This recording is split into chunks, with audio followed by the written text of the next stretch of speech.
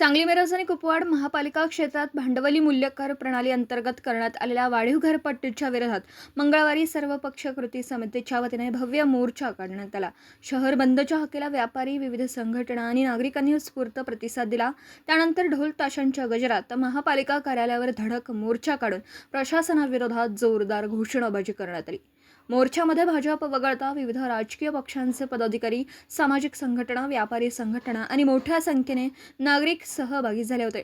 भांडवली मूल्य कर प्रणालीमुळे सर्वसामान्य नागरिकांवर अन्यायकारक आर्थिक भार पडत असल्याचा आरोप आंदोलकांनी केला। वाढीव घरपट्टीचा निर्णय तातडीने रद्द करावा, अन्यथा आंदोलन अधिक तीव्र करण्यात येईल असा इशारा यावेळी देण्यात आला। यानंतर सर्वपक्ष कृती समितीच्या शिष्टमंडळाने महापालिका प्रशासनाला निवेदन सादर करून वाढीव घरपट्टी रद्द करण्याची मागणी केली। आंदोलनामुळे शहरातील काही भागात वाहतुकीवर तात्पुरता परिणाम झाला होता। महापालिका प्रशासनाच्या अन्यायी घरपट्टी दरवाढी विरोधात महाकृती समितीच्या वतीने आज महापालिकेवर मोर्चा काढण्यात आला होता। या मोर्चाचं निवेदन आयुक्तांना सादर केलं। सांगलीच्या आमदारांची, मिरजेच्या आमदारांची, खासदारांची भूमिका अशी होती की लोकांनी हरकती दाखल केल्या नाहीत, त्यामुळे लोकांची या घरपट्टी वाढीला सहमती आहे। पण याला विरोध दर्शवण्यासाठी हे पब्लिक रस्त्यावर आज काय सांगलीकर नागरिकांची, मिरजकर नागरिकर आणि कुपवाडकर नागरिकांची भूमिका आहे ही या जनतेनं दाखवून दिलेली आहे। या घरपट्टी दरवाढीला विरोध आहे। मूल्यांकनावर आधारित जी घरपट्टी दरवाढ लागू केलेली आहे, प्रशासनाला आम्ही सत्सद विवेकबुद्धी जागृत ठेवून कलम कायदा अन्वये निवेदन दिलेलं आहे। प्रशासनाची तरीसुद्धा मानसिकता दिसत नाही।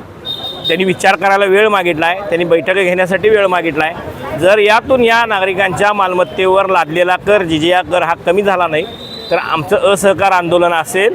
प्रसंगी आम्ही नागरिकांना घरपट्टी भरायची का नाही या मुद्द्यावर आता येऊन हा मुद्दा थांबलेला आहे। या टप्प्यावरून हा मुद्दा थांबलेला आहे आणि जर प्रशासन मस्तवालपणा करत असेल तर जशास तसं उत्तर। आज शांततेच्या मार्गाने मोर्चा झाला आहे। आमच्या आबाजांनी जी मालमत्ता उभी केलेली आहे ती मालमत्ता फक्त यांना कर देण्यासाठी नाही तर त्याची जपणूक करण्याची आमची जबाबदारी आहे। आणि आमच्याच मालमत्तेला आमच्याच घरात राहून आम्हाला जर महापालिकेला भाडं द्यावं लागत असेल तर हे कदापि मान्य नाही। उपयोग करता आम्हाला मान्य नाही आहे। ड्रेनेज कर जिथं ड्रेनेज जोडलेलं नाही ते आम्हाला मान्य नाही आहे। या बाबतीत प्रशासन जर उदासीन असेल तर महापालिका क्षेत्रातील मालमत्ताधारकसुद्धा घरपट्टी भरण्यात असमर्थ आहेत, उदासीन आहेत।